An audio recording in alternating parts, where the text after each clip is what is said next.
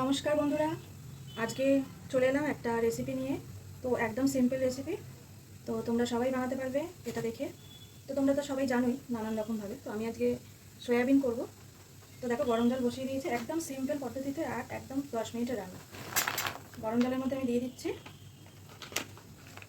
একটুখানি সিদ্ধ করে নেবো।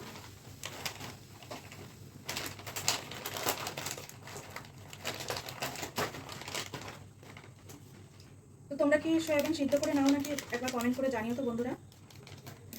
তো আমি তো সিদ্ধ করে জলটা ফেলি না, জলটা এর ভিতরে শুকিয়ে নিই। একটু সিদ্ধ করে নিলে খেতে কিন্তু ভালো হয়।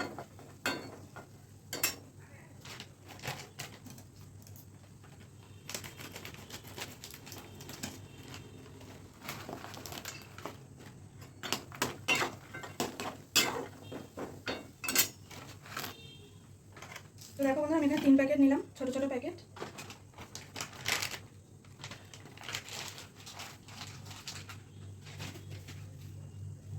তো একটু সিদ্ধ করে নিই, তারপর আবার তোমাদের সাথে কথা বলছি, ঠিক আছে? তো দেখো বন্ধুরা, আমার সিদ্ধ হয়ে গেছে। এবার আমি এটা নামিয়ে নিচ্ছি, একটা বাটিতে রেখে দিই।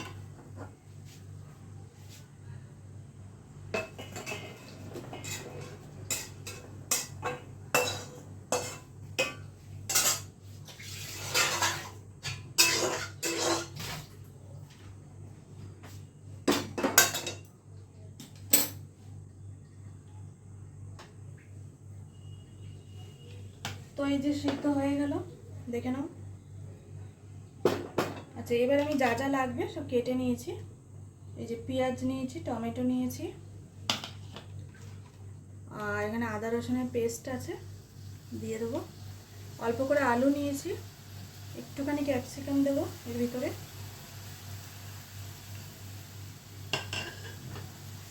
আর যা যা রুটিন মশলা লাগে ওগুলোই দেবো। তেল দিয়ে দেবো কড়াইতে, অল্প করেই তেল দিলাম, সর্ষের তেল দিলাম।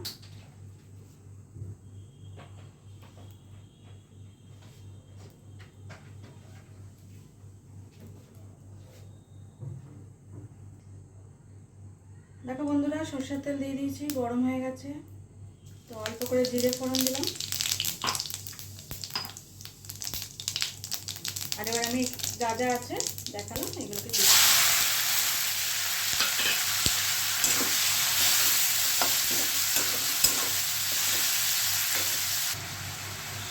তো কাঁচা লঙ্কা দিয়ে দিলাম 2টো। একদম সিম্পল রান্না, তোমরা একবার করে দেখতে পারো এইভাবে।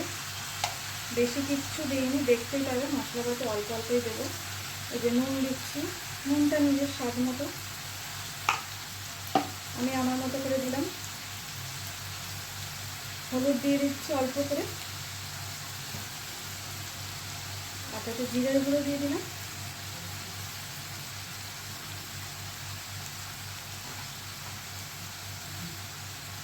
লঙ্কার গুঁড়ো দিয়ে দিচ্ছি। সব গুঁড়ো মশলা দিয়েই করবো, কোনো বাটা মশলা এখানে নেই। একটুখানি কাশ্মীরি লালের গুঁড়ো দিলাম রঙের জন্য, যাতে রঙটা ভালো হয়। সর্বশেষ আমি দিয়ে দেবো এই জিঞ্জার গার্লিক পেস্ট, অল্প করে দিয়ে দেবো। এখন আর কে এত বাটাবাটি করে বলো? প্যাকেটে রান্না, প্যাকেটে সব গুঁড়ো মশলা, এখন সব এইসবেরই রান্না। যদিও অনেকে বাটাবাটি করেই ভালোবাসে, মিক্সচারে বেটে না বা শিল নোড়াতেও বাটতে পারো, কিন্তু আমি বেশিরভাগ রান্না বান্নাই আমি সব কিছু গুঁড়ো মশলা দিই। তো দেখো, এইভাবে আমি মশলাটাকে ভালো করে কষিয়ে নেবো। তো মশলাটা কষছে, এবার আমি একটুখানি চিনি দিয়ে দিলাম এখানে। চিনি দিলেও একটু স্বাদও হয়, আবার কালারটাও কিন্তু দুর্দান্ত হবে। একটুখানি জল দিয়ে দিই।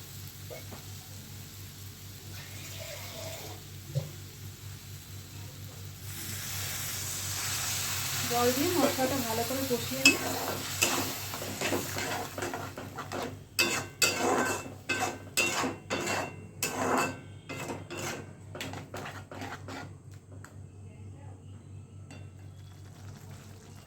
দেখো বন্ধুরা, ভালো করে মশলাটা কষিয়ে নিলাম। দেখো, ঠিক আছে। যদি আমার রান্না ভালো লাগে তাহলে একটা কমেন্ট করে জানাবে, আর পারলে একটা সাবস্ক্রাইব করে দিও বন্ধুরা।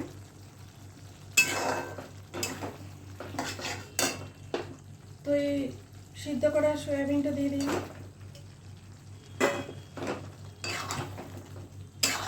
এবার ভালো করে মশলাগুলো সয়াবিনের সাথে মাখিয়ে নিই। আলু আছে বন্ধুরা, এই যে আলু কিন্তু সিদ্ধ করে জলটা ফেলে দিয়েছি।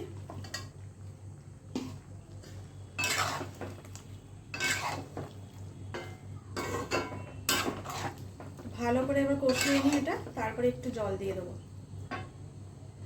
কেমন লাগছে বন্ধুরা রান্নাটা তোমরা কমেন্ট করে জানাবে কিন্তু, কেমন।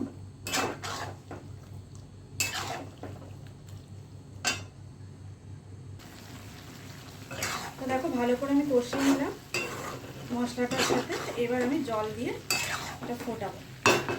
জল দিয়ে ফোটানোর পরে এটা রান্নাটা কিন্তু হয়ে যাবে, আর কিচ্ছু দিতে হবে না। একদম সিম্পল সাধারণ, কিন্তু খেতে কিন্তু খুব টেস্টি হবে। একদম ঝাল ঝাল, একটু মিষ্টিও দিয়েছি। তো এবার আমি জল দিয়ে দিচ্ছি।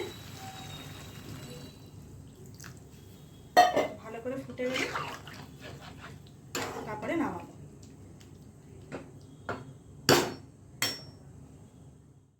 তো দেখো বন্ধুরা, ভালো করে ফুটে গেছে এটা।